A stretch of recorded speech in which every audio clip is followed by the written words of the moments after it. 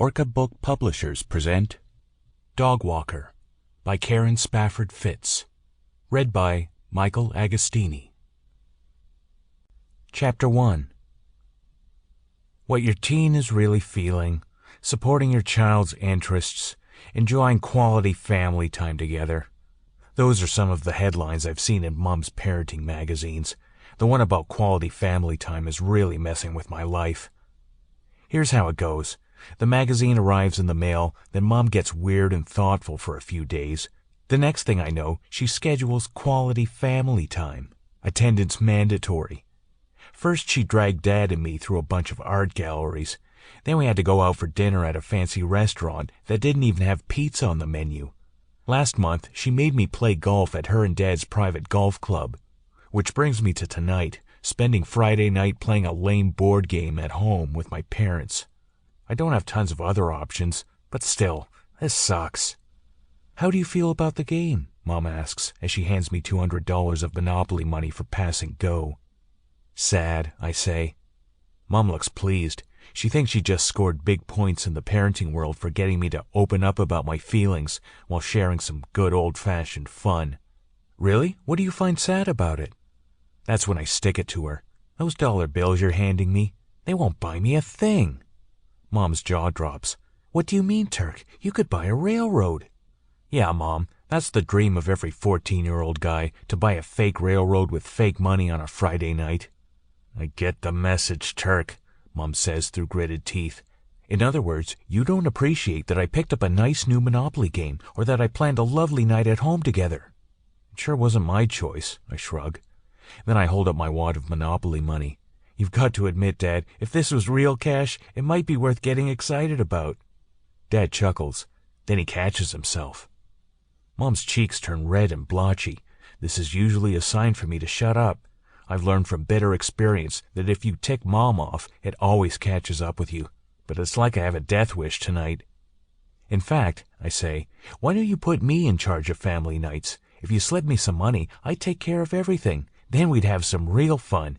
And who knows, I might even have some money left over for myself. Enough dough to update my stereo system, or upgrade the options on my cell phone.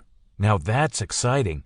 As for playing a few rounds of Monopoly, quite frankly, Turk, I doubt you could do any of those things, even if this were real money. Mom flings her Monopoly money down onto the table. Not with how quickly you burn through your allowance. Mom's voice is getting higher with every word. I swear her nostrils are flaring too. So what if I ask for the occasional loan? What's the big deal? The big deal is that it's not just occasionally. You apparently don't appreciate how lucky you are, and you certainly don't help out around here in return. You've got to be kidding, I say. You mean work? You know I don't believe in breaking a sweat. I shudder. Yes, your imaginary allergy, Mom says. Hey, can I help it if I'm allergic to my own sweat? I laugh. Mom stands up and pushes her chair back, hard. You two can count your fake money together. I'll go get the snacks. Dad springs from the love seat. Let me help you, honey.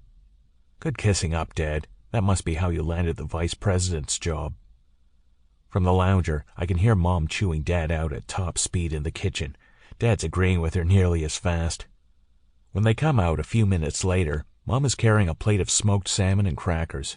Dad has 2 glasses of champagne and a glass of iced tea on a tray. Apparently none of Mom's parenting magazines mention that teenagers like pizza and Coke for snacks, or that popcorn works too. Mom still looks pretty ticked, so I don't say anything about her choice of snacks. She turns to Dad.